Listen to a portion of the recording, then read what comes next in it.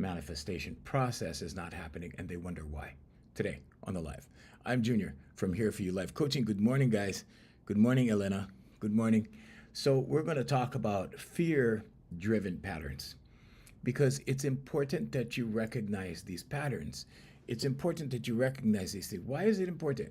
Because if someone is fearing you, okay, making you fear, okay, if someone is projecting fear onto you after a while, when you've been conditioned or when you reach the point that you've been conditioned, you don't even realize it. You don't even realize that you've been in fear so long that it's a part of your personality, that it's a part of your everyday existence. And then it doesn't seem abnormal anymore. Fear becomes normal, and you think it's normal, even when it's not. Okay, so we're going to talk about that. So a human being falls into fear-driven patterns when the brain learns to prioritize. Okay, because your amygdala, when your amygdala gets triggered, okay, we're talking about your central nervous system. Okay, when you see something that's of fear. Good morning, guys. Good morning, Sarah. Good morning, good morning, good morning. There you go. There you go. When you begin to fear, okay, you see something that frightens you. Let's say you see something online that scares you. Okay, so now that threat could be physical, it could be emotional, it could be social, financial, anything that scares you. Okay, it could be like, oh, the stock market's gonna crash or something like that. It could be anything. Okay, but when you see these threats, your amygdala starts giving you the what ifs, the negative what ifs. What if this happens? What if that happens? What if this happens? Okay?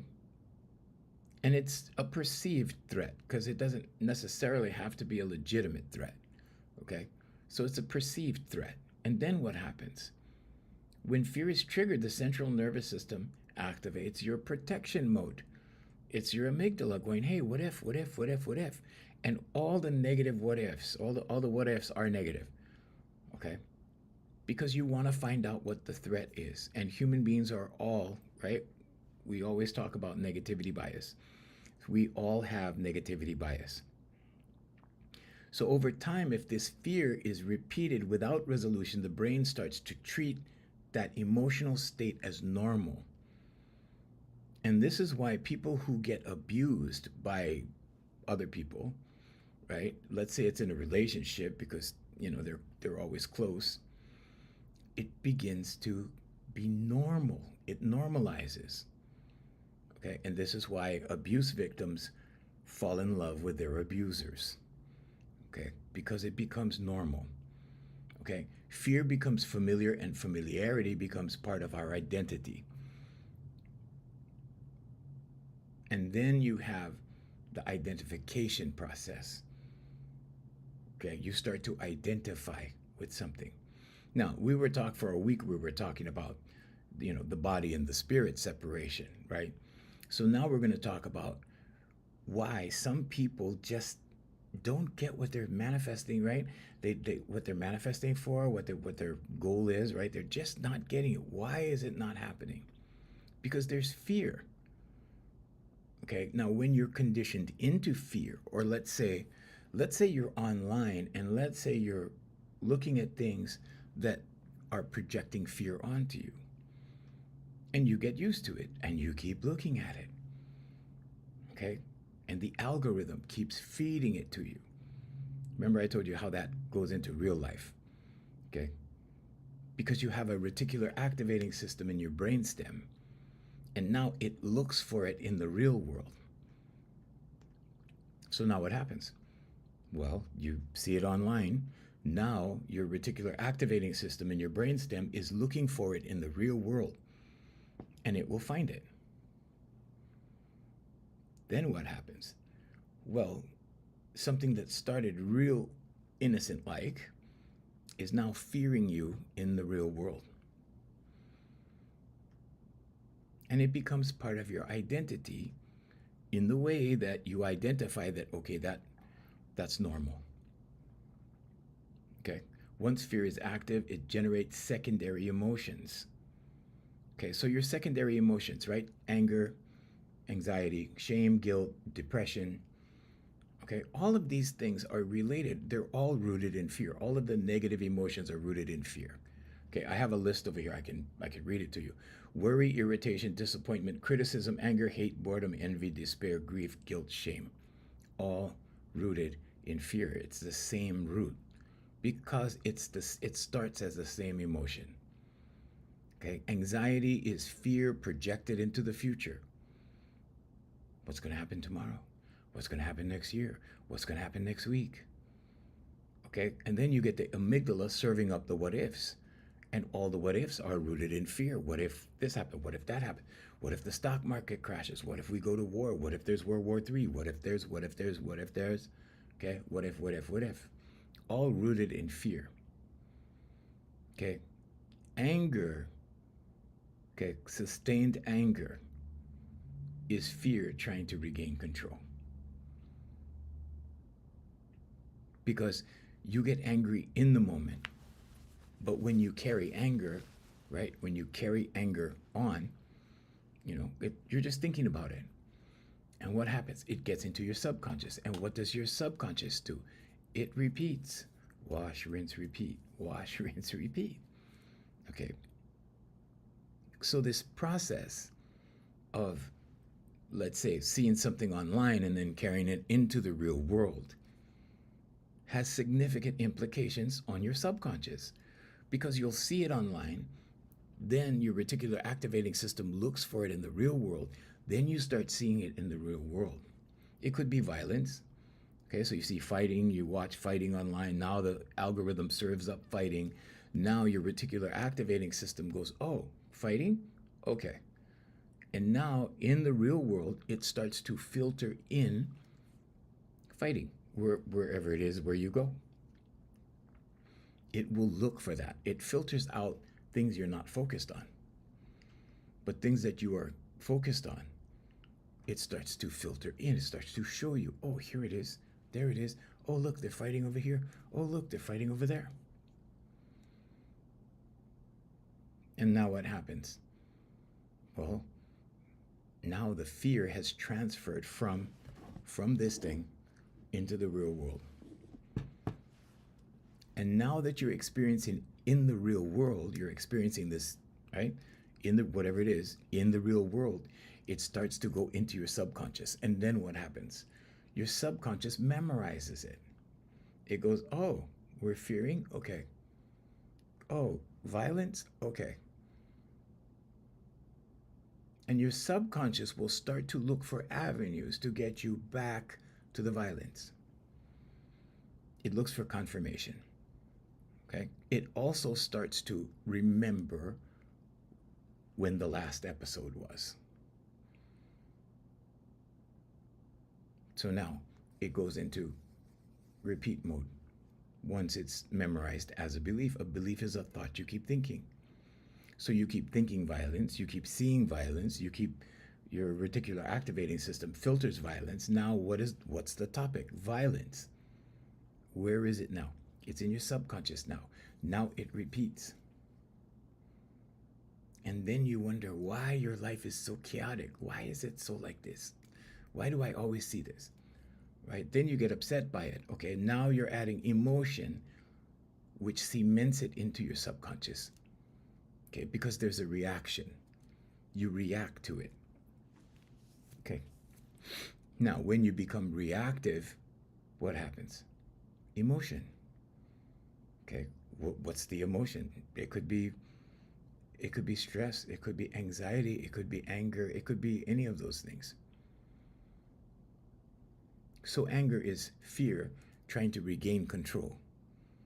Okay, good morning, Jay. Good morning, guys. Mr. Mega DJ, yay, I remember you. Good morning. So we have a chat going on over there. So shame is fear turned inward. Okay? When you're ashamed of something. And you know this because every time you're shamed into something, every time you're ashamed of something, you can feel a little fear.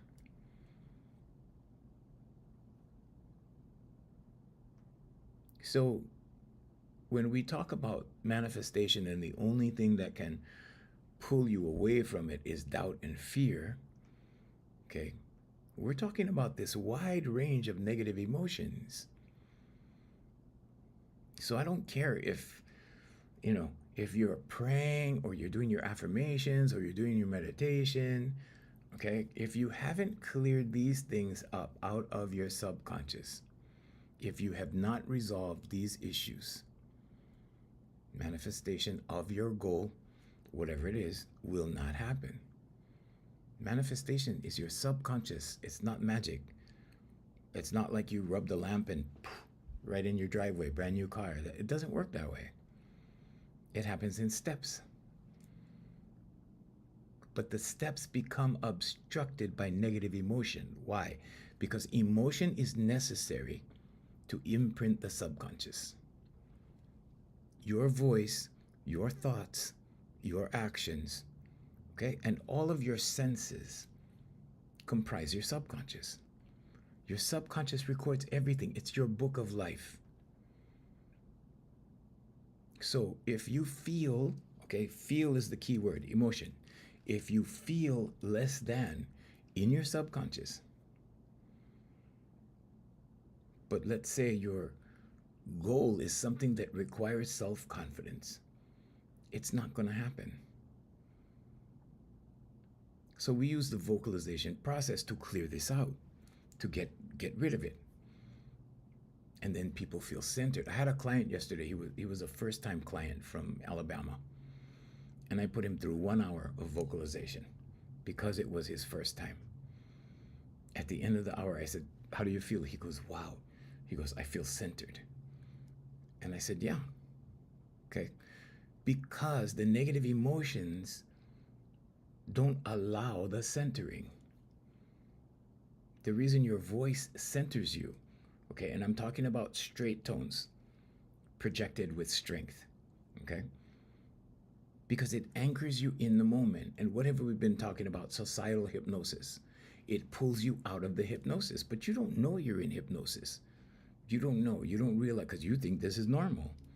Okay, everyone's perception is different, but you think that what you're going through is normal. Why? Just what I just told you about fear. Okay, when you start to fear a lot, it becomes normal. You become desensitized. You become conditioned. You become programmed into the systems, these systems of things that Jesus talks about. Okay, the systems are not new. Okay, the government system, the medical system, all of these, the legal system, all of these systems, they've been around for centuries. People come and go. The systems just get modified. They get better. They get more sophisticated. They get more efficient. And people come, they stay for a while, right? They get old, they die. I'll be gone, right? And then it'll be somebody else talking about this same thing in order to wake people up. I don't know if they'll be, doing an hour every morning, okay? But yeah, you need to understand that you've been conditioned, and you can never see it when you're in it. Okay, you have to be pulled out of it. But given the proper ideas to form the proper mindset that it takes to even consider, oh yeah, maybe I better pull myself out of this. That takes a lot. So we're giving you different things to think about, because these thoughts will manifest in answers. Okay? So shame is fear turned inward. Okay? Inward. On yourself. Okay? Guilt is the fear of rejection or punishment. Think about that. Okay? Guilt, rejection, or punishment. But it's fear. It's rooted in fear. Depression is the fear with no perceived escape. You're fearing, but you don't know what to do. You can't escape. It's binding you. You are bound. You're not bound by a demon. You're bound by fear. Now, clinical depression is a real thing. Okay, I'm not making light of it or anything, but I'm telling you that the root of depression is fear. When people have no motivation, when they're bored, okay, the root is fear. Despair, right? Oh, what am I to do? I don't know what to do. I don't know. I don't know. I don't know. Fear. When we remove the fear, what do we have? Motivation. Because then you get ideas. Then you act on your ideas. Okay. So where does all this fear come from? It could be one thing that could trigger any of these things. If you fear long enough, depression happens. Okay, these emotions are not separate. They're different expressions of the same root. Okay, all negative emotions are rooted in fear. If you get rid of fear, you get rid of everything. Doesn't matter if you have, fear of heights, fear of this, fear of the whatever phobia you have. Okay, but it's all rooted in fear. Okay, the subconscious doesn't analyze. And this is where the danger happens. Okay, so the subconscious just records these things. It records your fear. Thank you, William. Thank you. It records your fear. It says, oh, okay, fear, all right. And it takes notes. It records it. And then what does it do? Well, when it's memorized, right, it starts repeating the cycle. And this is why people have anxiety on a daily basis.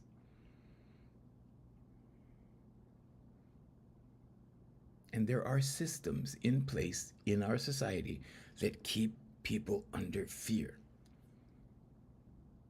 It's not a conspiracy. It's just the way it is. Humans have negativity bias. Okay, so the first thing we do, and this is evolution, the first thing that we do is look for the threat.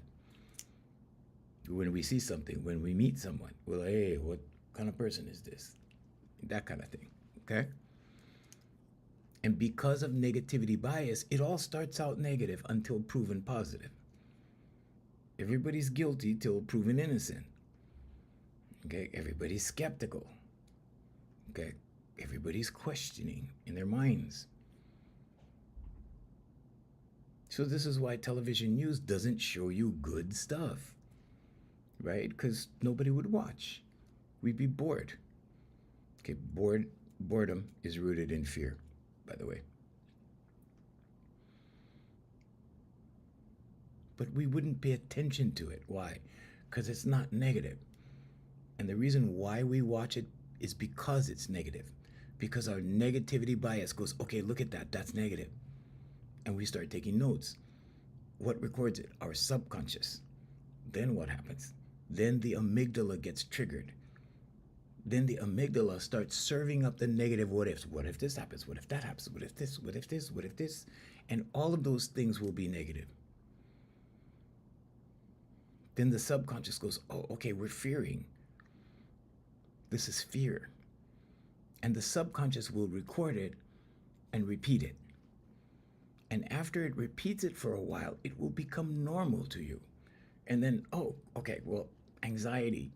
I asked one of my clients. She was a top. She is a high-powered attorney in the largest land-owning company in Hawaii. She's like 3 seats from the top, the very top. And I asked her about her anxiety. And I said, when did you start having anxiety? She goes, I've never been without it. And then after a while, she told me, she goes, I've been doing my career, but it's been motivated out of fear because I didn't want to be poor. You see? So in her subconscious, it's repeating this fearing program. It's just repeating all the time. And the root of that fear is I don't want to be poor.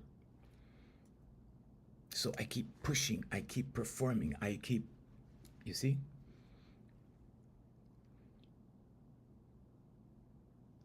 She had no idea that she did not have to fear. So we had to get the fear out. That happened through the vocalization process. Then the affirmations, meditation, visualization, add that in.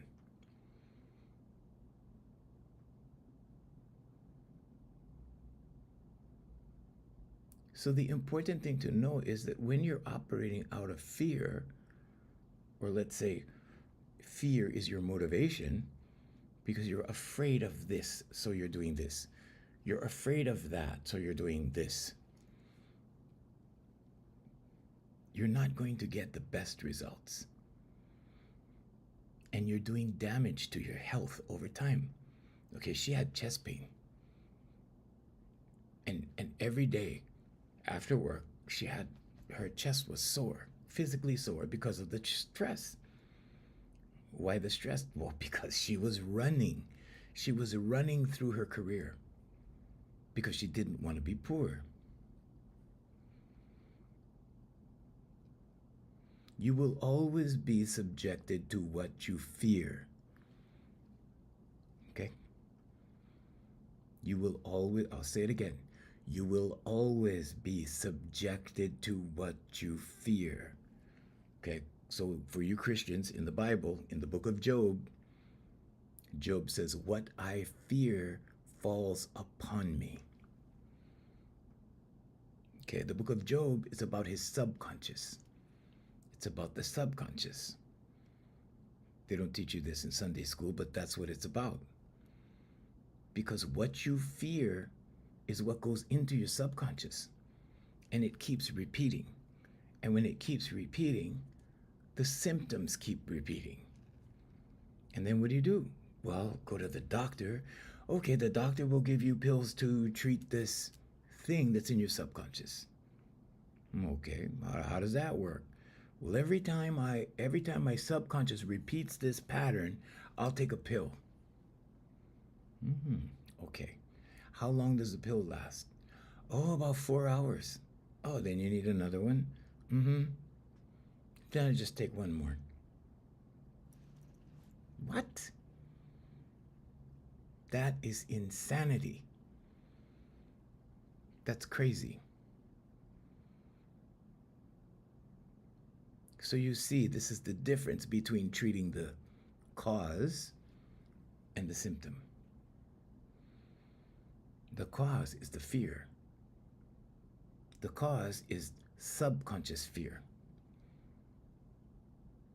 And then every 4 hours, you take a pill. That's insanity. That's crazy.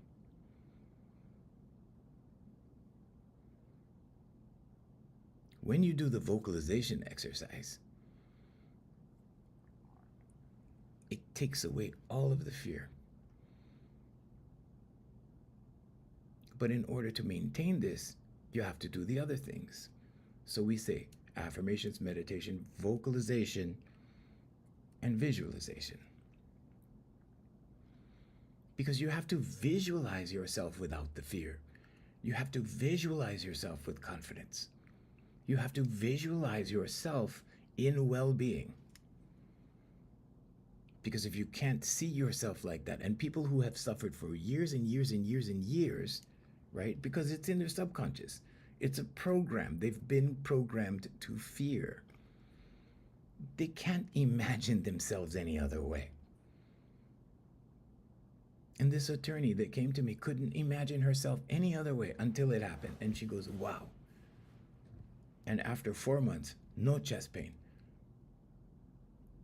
And when I asked her, when did this chest pain start? I've always had it. Because she was always running.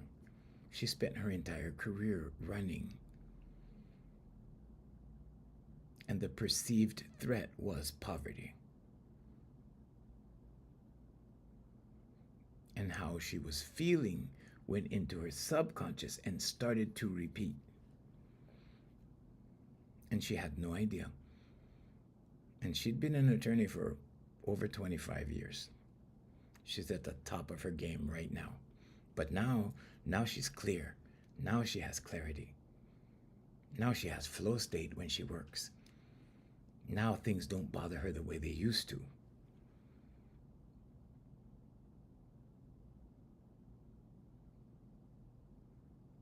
Affirmations, meditation, vocalization, visualization. The vocalization will pull you out of it. Okay? There are other things that will pull you out of it as well. If you do very deep meditation, it will pull you out of it eventually. But your voice is probably the strongest thing that works immediately. And when I say immediately, I'm talking about maybe 6 sessions. 6 1-hour sessions.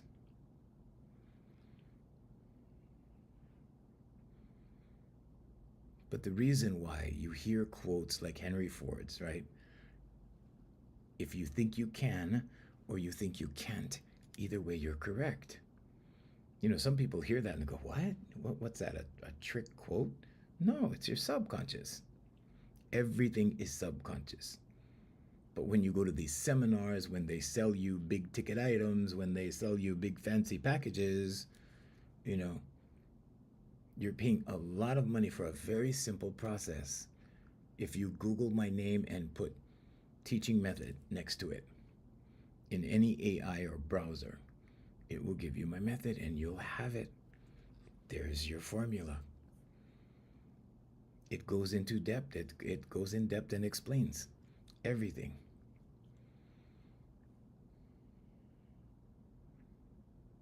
I've taught this for 37 years. The core of my training is confidence. A lot of people are under the misconception that, oh, confidence? Oh, that's when I get this added to me, that added to me. No. No, confidence is the elimination of stress. It's the elimination of anxiety. It's the elimination of anger. It's the elimination of criticism. How do these things happen? Well, you start to criticize people, probably because you see others criticize, and then you start criticizing, or you just do it naturally from your negativity bias. Then what happens? Your subconscious goes, oh, we're being critical? Okay. And then you get caught in what is called a feedback loop. A feedback loop. It just keeps going in a loop, round and around and around. Wash, rinse, repeat. And then you're stuck. Some people are stuck in anxiety. Some people are stuck in depression. Some people are stuck in anger. You ever see those people get triggered by every little thing? Right? And they always had it up to here. Right? And they're always angry. Why is that? Because their subconscious has made them angry. Okay, maybe someone got them angry. Maybe, there was extenuating circumstances out here in the physical world. And maybe that got them started. But the subconscious creates habits. Then you have a habit of being angry. You have a habit of being resentful. You have a habit of being critical. You have a habit of being prejudiced. Prejudice is another one that's really, really easy to fall into because of our negativity bias that we have as humans.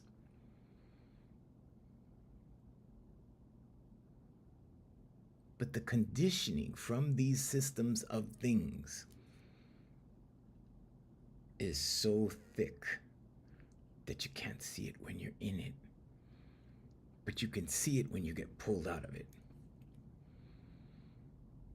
And it's normally when my clients get pulled out of it in the beginning, like maybe 3 or 4 months in, they get pulled out of it and they go, whoa, right? Because the blinders come off. And when the blinders come off, what happens? That's you, user?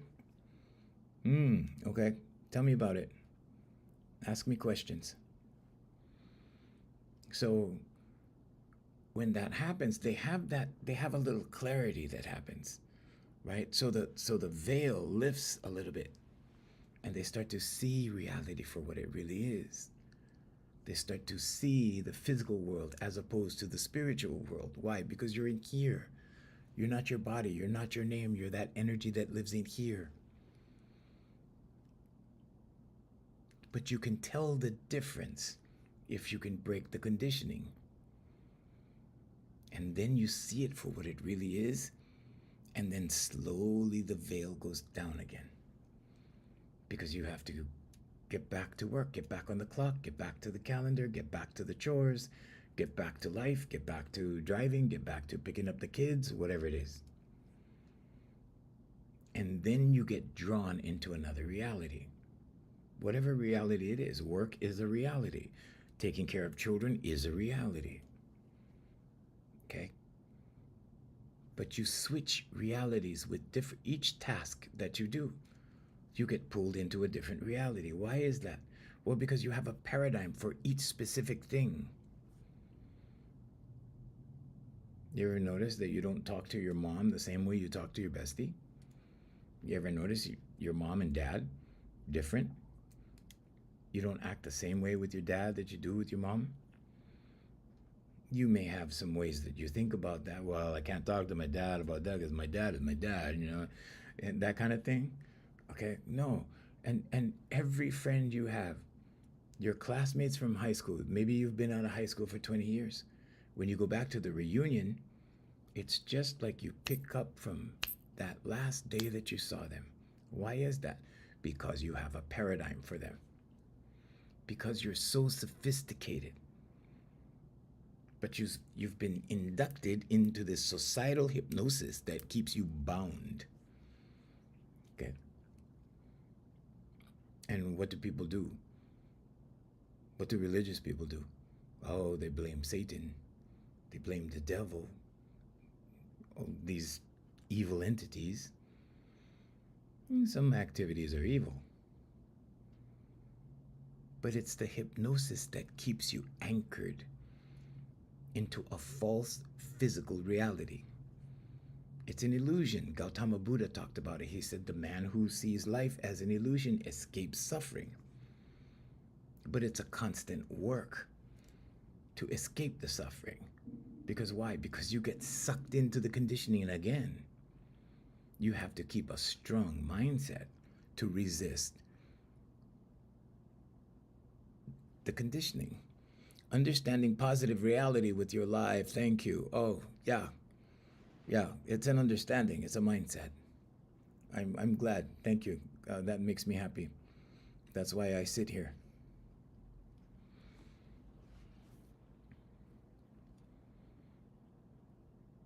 So because of your separate paradigms that you have for everything, because you react differently to every little specific thing, okay, you have a paradigm for your boss. You have a paradigm for your mom, for your dad, for your siblings, for the person you love, your significant other, whatever. If you have 2 or 3, then those 2, okay? Everyone. There's a certain paradigm that you have for the guy that owns the grocery store that you see on the weekends when you go shopping. All of it. That's how sophisticated you are. But you've been led to believe that you're less than. Churches even put it on the t-shirts. He is greater than I. What does that do to your subconscious? It makes you feel less than. You are not less than. You are more than. You are more than enough. You are more than qualified. You are more than intelligent. You have been made to feel, okay, feel is the key word. You've been made to feel less than. You've been made to feel inadequate. You've been made to feel you're not good enough. It doesn't matter if it's one person. It doesn't matter if it's an industry. It doesn't matter if it's your college. It doesn't matter if it's your high school. It doesn't matter if it's your experience. I have a client. She's been with me for 4 years now. She was married to a narcissist for 17 years. And the way she describes it to me is I had to escape. She had to escape. That was pretty bad. Okay. And I've never discussed it with her because with what I do as opposed to therapy, is with what I do, you never have to say what's wrong. It'll just fix it. So I never asked her or discussed it with her, but I'm sure in the beginning few years, right? 2 years, 3 years, 5 years, 6 years. Okay, because she stayed 17. It becomes normal after a little while. Okay, the abuse becomes normal. Because narcissism involves no empathy whatsoever. So a narcissist is brutal in that sense. And you can't make any sense to them. But at some point, right, something has to happen. It's the same thing with what we see politically in Iran right now, right? So you have a government that just suppresses people. Okay. That only lasts so long before they start fighting back. And before they realize, hey, there's more of us than there are of them, then they wake up.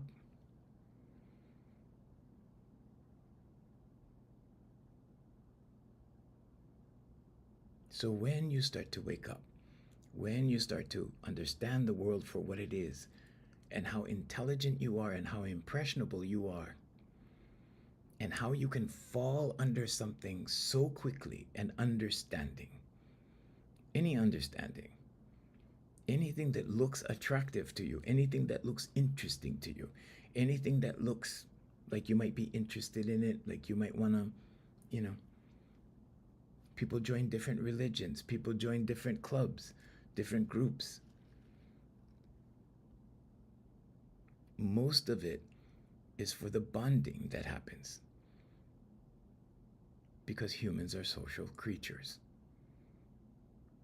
And when this happens, you start to take on the identity of the people in the group. Humans are chameleons. We start to adapt. We start to use the catchphrases. We start to use the accents. When in Rome, do as the Romans do. We start to mimic the things around us. Then we identify with it. I am that. I am on the San Francisco 49ers cheering section, right? I'm with them. That's my team. That's my team. So now you identify. And now your commonalities with other people that like that team, right, will start to come out. And then you congregate. Oh, you like that team? I like that team. Oh, okay. Even if you don't like that team, right? Oh, you like that team? Oh, so and so likes that team. Oh, the other guy likes that team too. Oh, this must be a good team. I think I'll join these guys. That looks like fun. I think I'll pick that team. So these things are very cult-ish. Okay. Cult is not just in religion. Cult is anything that resembles. If it resembles a cult, it can become cult-ish. But when you are involved in something that makes you fear as a control mechanism, whether it's religion, whether it's a group, whether it's a organization, whether it's a club, could be a motorcycle club, could be any kind of club. Doesn't matter what it is. Could be a gang, right? This is why gangs are so popular. It's the camaraderie, it's the family kind of thing, right? It's the bonding, it's the closeness. pretty soon this feels like something I never had. I never had this kind of family before. They're so close, right? This is so good. It replaces something that you were lacking.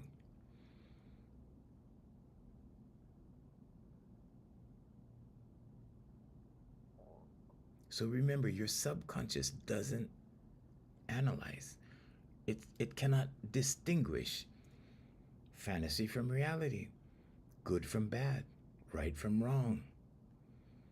It just records. It says, okay, we're doing this, okay. It takes orders. It's an order taker. So whatever emotional state is repeated with intensity, it becomes a stored program. Okay? You can say intensity, you can say feeling, you can say emotion. So you can also use energy in place of emotion because energy is synonymous with emotion.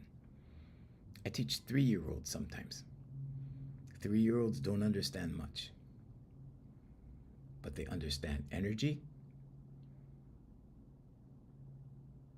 And when you tell a 3-year-old, give me more energy, they know what to do.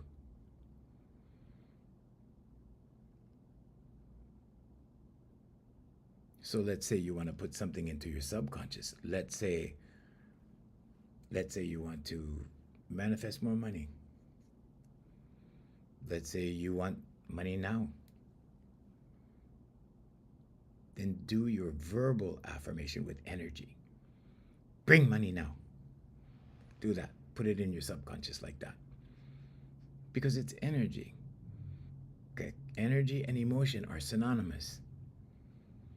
If I told a 3-year-old, oh, sing with feeling, they don't know what that is. Sing with feeling. Sing with emotion.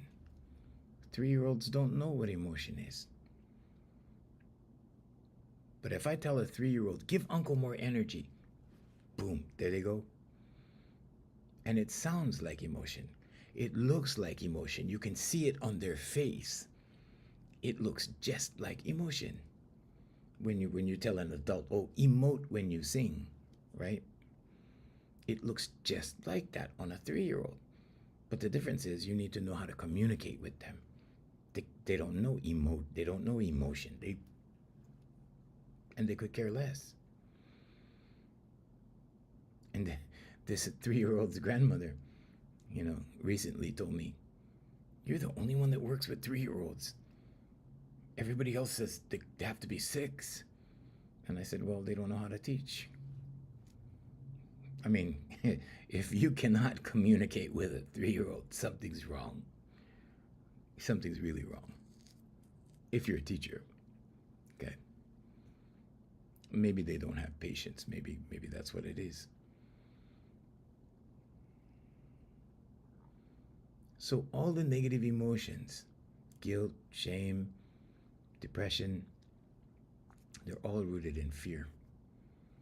Doubt and fear. Fear creates doubt. Doubt doesn't necessarily create fear, but fear creates doubt. Because now that you're afraid of something, you're going to begin to doubt. And when you doubt and you fear, your life path goes like this. It just kind of pushes off center a little bit. It doesn't stop. Emotion is energy in motion. Yeah, that's a cute catchphrase that he uses. Yeah, I've heard him do that. Emotion, energy in motion. So when you doubt and you fear, okay, and the reason why we're going over this today is because people don't understand that so many different elements of fear exist in them, sometimes without their knowledge, because it's subconscious, below conscious level. You're not aware of it, but it's there. And it's important to get rid of it so that you can become open. Fear makes you do this, okay? Fear makes you recede. Fear makes you go within and hide like this. Some people hide in here their whole lives. They're just hiding. They don't come out. I had this client during the last part of the pandemic. I had a client, and she stayed with me for a couple of years, and I took her through some incredible manifestation, millions of dollars. She was a financial advisor, so her portfolio is built on clients with millions of dollars, and she serviced some very high profile clients. But before that, when she first called, I picked up my messages one day from my answering service, and she was trembling when she was talking. Like her voice was just, she was just nervous. And so I called her back, and she said, "Thank you for calling back, because if you didn't call me, I would have never called back." And she sounded terrified on the phone. She was terrified. This whole process of, right, self-improvement terrified her. And I said, "That's okay. You're going to be okay. Don't worry about it." And we began the process. Well, long story short, she becomes very, very confident in about 6 months, 6 to 8 months. Super confident, super clear, clarity. And then my question was, okay, come on, we need goals. What are the goals? She said, "Well, I hope to do 4 million by June." This was January. She said, "By June, in 6 months, I hope to do 4 million. And I asked her a couple of questions just to gain some sort of insight into, how her market works. And when she told me, I said, "Well, you can do at least 10. So we wrote an affirmation for 10 million instead of 4 million.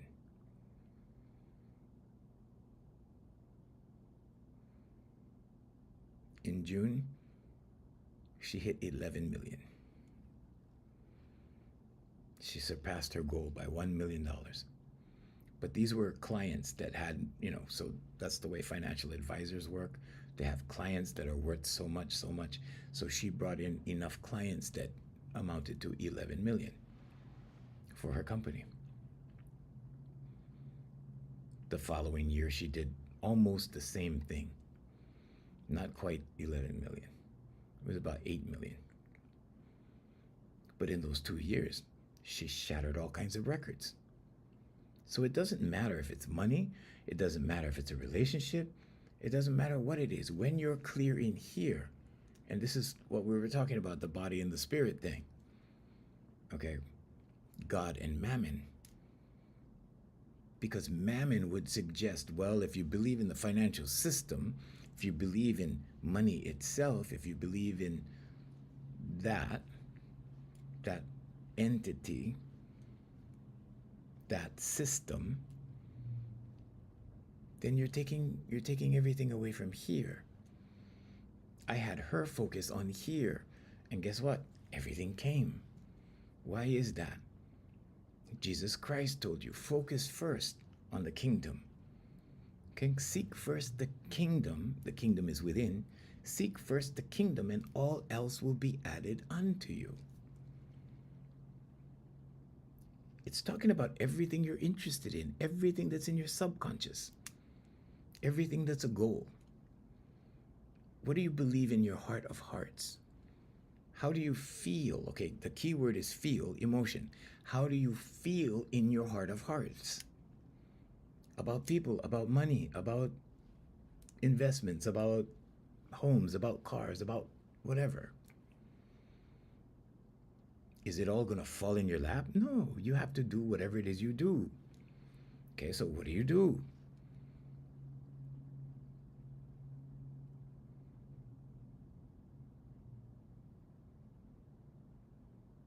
If you think that, well, the stockbroker is more important than me, okay, I'm just a humble little groundskeeper. Or let's say you have a business, your own business. I'm just I just mow people's yards for a living. There's no way I can make millions of dollars at it. Oh, really? I can show you how to 10x a business like that. Okay? Because you just have to get to a certain amount. And then you can duplicate. And then you duplicate again, then you duplicate again.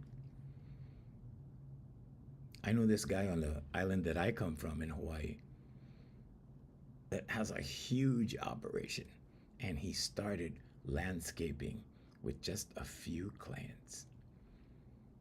But he knew how to 10x. And now he's doing all kinds of things. He's doing hotels instead of, just yards. Taking care of grounds on hotels, charging a lot of money, making millions of dollars a year. Just landscaping. Hi, Beth. Thank you, Beth. Good morning. So if you just think like this, you're going to get this. If you think like this, you're going to get this. So what do you believe in your subconscious? Well, you don't know. You don't know until it comes up or until you start thinking. Okay, a belief is a thought you keep thinking. When you start thinking bigger, you start receiving bigger. Why? Because you expand internally. You expand in your subconscious. Your possibilities begin to expand with your thinking, right? Because if you were taught to think like this, if people say, "Oh, that's crazy. That's a pipe dream. That's crazy." That's what people told me. That's what they told me. When I was doing my consultant firm, when I was building my consultant firm, it took me two and a half months, I think, to get a client. And then I got the largest client we've ever had, a chain of stores, a very famous chain. I can't tell you who it is. But if you go on the Facebook page for VMAC Consultants, it's there. If you go on the Instagram page, it's there. I just don't want to say it. However, in that 2.5 month period when I had no clients, when I didn't know what I was doing, because the how is God's job, okay? Don't mess with the hows. The hows will cripple you. You'll try to figure out how you can do something and you won't be able to nail it down, okay? Oh, you're from Hawaii, Beth. Oh, we miss you too. Thank you for being here. The hows will drive you crazy. It will paralyze you. You won't be able to move because you won't logically be able to figure out how, okay? The how is God's job. But in that 2.5 month period when I had no clients and I was just kind of like, okay, what's going to happen? And I didn't know, what was going to happen. I knew what I was doing was the consulting company. That's all I knew.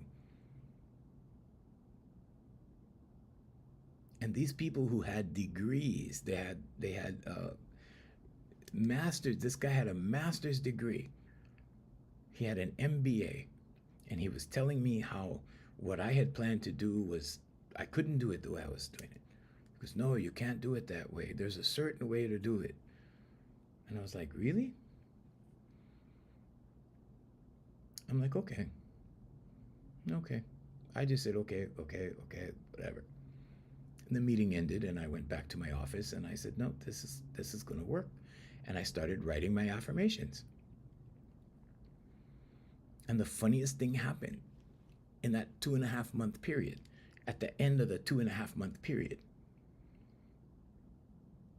this lady, my client for my other company, Voicemaster Vocal Development, she walks in the office. I had an office that handled all the companies. We had file cabinets for each company in the office. And she came in and we were talking. And she saw my business cards because I had them delivered. It was on my desk. She said, "Oh, you got new business cards?" I said, that's for my consultant firm. She goes, "You have a consultant firm?" And I said, "Yeah." She goes, "What do you consult with?" I said, "Any level of business." She goes, "Oh, maybe you can help my husband. He has a problem." I'm like, "Oh, okay, well, what's his problem?" "Well, the unions have been picketing these stores because when they came to town, they were taking non-union bids. So now they have strikers on the sidewalk. They're picketing the stores. It's the biggest headache that he has, and he needs to figure out how to resolve these things. Maybe you could help him. I said, sure. Let's set up a meeting. Long story short, I set up a meeting. His wife was in my office. I didn't know what he did, right? I said, what did your husband do? Oh, what does your husband do? She goes, oh, he's a district manager for XYZ chain of stores. I'm like, whoa. I'm like, yeah, let's set up a meeting. Set up a meeting, got the meeting, got the client, signed the operating agreement. It's a consulting agreement. We still have an agreement with that chain of stores. They're just not doing anything, but we have an agreement. We're still their consultant.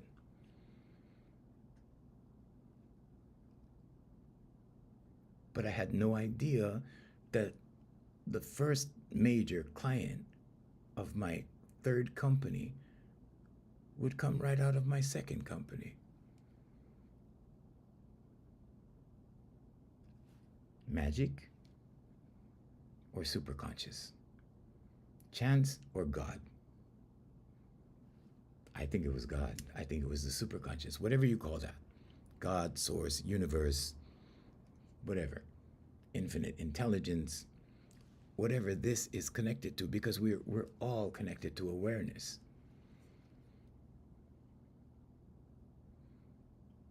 And that was just the first client. All the other clients were not, none of them came from any of my other companies. But it was like a miracle. It was like, whoa. And actually, it wasn't until I left the meeting when we had an agreement that I thought it was a miracle. And I was like, whoa, that's a miracle. It's a miracle that I went into the meeting and walked out with a client. And the size of the client, I'm like, whoa, like it was mind-boggling. So we were tested by fire. It was a major deal, and it was a lot of stress in the beginning. And how did I deal with the stress? Affirmations, meditation, vocalization, visualization. And so I always do the vocalization exercises with my clients. Number one, for me, right? Because I need to keep it up so that I can be the observer. And number two, so I can serve as an example. So if I do it, they're gonna do it. If I do it, they're inclined to do it. If I can do it strong, they'll do it strong. If I just put it all on them and like, okay, come on, do your straight tones. Good luck, right? Okay. But anyway, what I'm trying to say is that you don't need to know how. All you need to know is what you want to do and why you want to do it. And then do your affirmations, meditation, vocalization, and visualization. And as you take the steps, the superconscious begins to open the doors. Because we're all connected through awareness. We are all awareness. Science still doesn't know everything about it, but they know a lot of things about it now. Quantum physics explains a lot of this. Okay, we are all awareness. We share awareness. Everyone is important. It doesn't matter what job you do. Okay, if we went without the garbage truck guy, if we went without that guy for 2 weeks, we would get down on our knees and worship him. Okay, that's how important he is. So everyone has a purpose. Find your purpose, stick to your purpose, keep your circle small, focus on that purpose, and the rest of it will just unfold. Because your life path unfolds for you and not like this. Life doesn't happen to you, it happens for you. Okay? And Jay is giving me, you're welcome. You're very welcome. You're very welcome.